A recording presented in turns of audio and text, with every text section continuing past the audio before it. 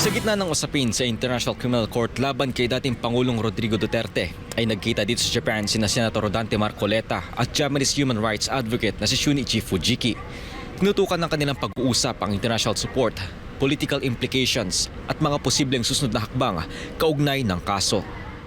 Mismong si Senator Rodante Marcoleta nagpatunay na hindi artificial intelligence o AI-generated ang Japanese national na nagsalita sa United Nations Human Rights Council kaugnay sa ICC case ni former Philippine President Rodrigo Duterte.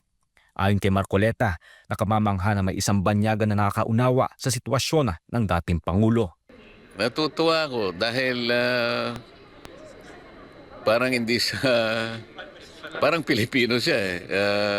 Nakita niya yung kawalang katarungan, yung arbitrariness ng pagkaka-abduct ng Pangulo.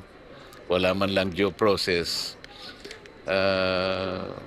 Masigit pa siya sa ibang Pilipino sa atin na nakakaalam ng katwiran at kahalagahan ng hustisya na dapat ay hindi naman ganon ang ginawang pagtrato sa isang Pilipino, lalong-lalo na nga sa naging Pangulo pa ng ating bansa. Para kay Fujiki na Managing Director for UN Affairs ng International Career Support Association, mas naunawaan niya ngayon ang suporta ng mayorya Pilipino kay Duterte matapos ang kanilang pag-uusap.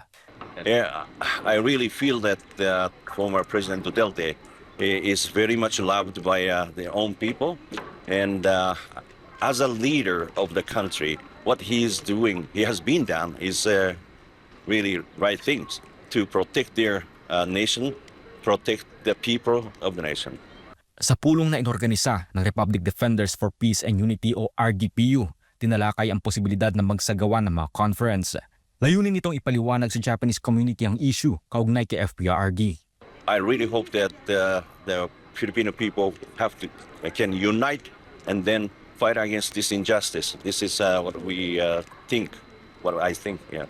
Nagpasalamat si Marcoleta sa RDPU sa pag-oorganisa ng kanilang pagkikita ni Fujiki. Nasa Japan ang senador upang ipagdiwang ang wedding anniversary nila ng kanyang butihing may bahay. Nagpasalamat ako sa kanya sa malaking participation niya sa pagtulong sa mga OFWs dito sa Japan, lalong-lalo na yung naglalayo na magkaroon ng interim release ang dating Pangulong Rodrigo Roa Duterte. We want Mr. Duterte to get the medical care in Japan, which is safe earlier. So this is a third country, so I hope that ICC will grant the interim release. Nitong Marso 28, nagsagawa ng iba't ibang aktibidad ng RDPU at Filipino community sa Japan para sa kaarawan ng dating Pangulo. Kabilang dito ang mga malalaking aktibidad sa Nagoya at Tokyo. Ibinahagi rin ni Marcoleta ang kanyang mensahe sa mga Pilipino sa Japan. Masasabi ko sa kanila ay wag silang mawalan ng loob. Pagpatuloy nila ang kanilang ginagawa, lalo pa nga't sila'y nasa katwiran. At yan naman ang dapat nating maihayag sa lahat ng nakararami at lalo pa sanang tumami ang mga efforts ng mga OFW dito sa Japan. Maipagtagumpay ang kanilang mga layunin tungkol sa maagang pagpapalaya kay Pangulong Duterte. Nakatakdang desisyon na ng ICC Appeals Chamber sa April 22 ang ipala ng kampo ni FPRD hinggil sa isyu ng jurisdiksyon sa kaso. Nagulat mula rito sa Tokyo, ako si Guy Saito para sa Diyos at sa Pilipinas kong mahal. SMNI News, Japan.